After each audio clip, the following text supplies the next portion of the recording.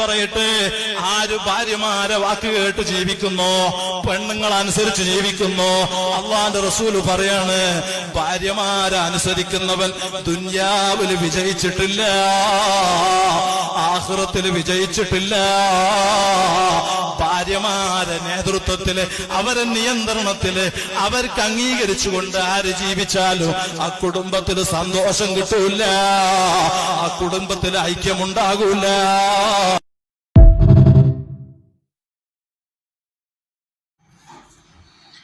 ധാരാ ആള് എന്നുള്ളത് അറിയോ? ആദ്യത്തെ ഭാര്യ അറിയാതെ രണ്ടാമതൊരു ഭാര്യ കല്യാണം കഴിച്ച് അങ്ങനെ ആ ഭാര്യ കേസ് കൊടുത്ത് ഇങ്ങനെയൊക്കെയുള്ള ഒരുപാട് പത്രസമ്മേളനങ്ങളൊക്കെ വന്നിരുന്നു ഈ ഉസ്താദിനെ പറ്റിയിട്ട്. ഉസ്താദ് നല്ല പുള്ളിയാണ്, ഭാര്യൻ്റെ വാക്ക് കേൾക്കൂല, ഭാര്യൻ്റെ വാക്ക് കേൾക്കാതെയാണ് വേറെ പോയി കല്യാണം കഴിച്ച്. അപ്പോൾ തനിസ്വരൂപമൊക്കെ മനസ്സിലായി, നാട്ടുകാർക്ക് മനസ്സിലായി. ഇതിനൊക്കെ പിടിച്ചിട്ട് ഒരേറ്റവും നാട് കൊടുക്കണം കായികകൾ. എന്തേ ആദ്യം പറഞ്ഞത്? പെണ്ണുങ്ങൾ പുറത്തിറക്കാൻ പാടില്ല, പഠിക്കാൻ പാടില്ല. ഇപ്പം മർക്കസിൽ സ്ത്രീകൾക്കുള്ള ക്ലാസ് തുടങ്ങി, സ്ത്രീകൾക്കുള്ള പുതിയ കോഴ്സുകൾ തുടങ്ങി, ഒക്കെ തുടങ്ങി. പൈസ കിട്ടുന്നു കണ്ടപ്പോൾ മർക്കസിലും തുടങ്ങാം, അവനാൻ്റെ പെരയിലും തുടങ്ങാം. മറ്റുള്ളവർ പഠിക്കാൻ പോകുമ്പോൾ ഇവർക്കൊക്കെ ഭയങ്കര പുച്ഛായിരുന്നു. പൊതുസമൂഹം പഠിക്കരുത്, സ്ത്രീകൾ പഠിക്കരുത് എന്ന് പറഞ്ഞിട്ട്. സ്ത്രീകളോട് ഇത്രയും പുച്ഛിച്ച് സ്ത്രീകളെ അടിമയാക്കി വെക്കണ ഇവരെയാണ് സത്യം പറഞ്ഞ സമൂഹത്തിൽ ഏറ്റവും വലിയ ദജ്ജീസുകൾ. ഇവരാണ് ഏറ്റവും വലിയ ദജ്ജീസുകൾ, വേറെ ആരുമല്ല. ഇവരാണ് സ്ത്രീകൾക്ക് അക്ഷരം പഠിപ്പിച്ചു കൊടുക്കാൻ പാടില്ല, എന്തൊക്കെയാണ് ഒക്കെ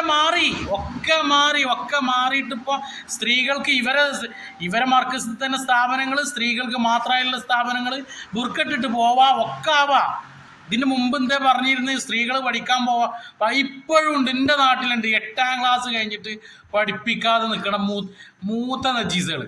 8ാം ക്ലാസ് കഴിഞ്ഞിട്ട് പെൺകുട്ടികളെ പഠിപ്പിക്കാൻ വിടാതെ ഇതേപോലത്തെ കൗമിന് കല്യാണം കഴിച്ചു കൊടുത്ത് നടക്കുന്ന ഒരുപാട് ആളുകൾ. ഇവരൊക്കെ പിടിച്ചിട്ട് എന്താ ചെയ്യേണ്ടത്? ഇയാളൊക്കെ കെട്ടിയിരുന്ന ഒരൊറ്റൊന്ന് തേമ്പണം. ഇയാളൊക്കെ എന്തിൻ്റെ അടിസ്ഥാനത്തിലാണ് പറഞ്ഞത്?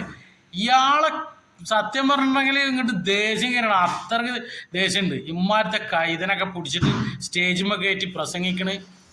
പെണ്ണുങ്ങൾ അറിയാതെ വേറെ ഈ ഉളുപ്പണ്ടാ ചെങ്ങായി, എനിക്ക് തിരിഞ്ഞിരുന്ന് മറ്റേ തിന്നൂടെ. എനിക്ക് ഇമ്മാരത്തെ ഡയലോഗ് പറഞ്ഞു വരാൻ എൻ്റെ പേരിലല്ല കേസൊക്കെ കൊടുത്ത് കേസും കൂട്ടായിരുന്നത്, എൻ്റെ മക്കളും പെണ്ണുങ്ങളൊക്കെ പാടെ വന്നത്. ഇത്രയും ഉളുപ്പില്ലാത്ത കാര്യങ്ങൾ ചെയ്തിട്ട് മൈക്കേ കയറി ഇന്ന് പ്രസംഗിക്കുകയാണ്.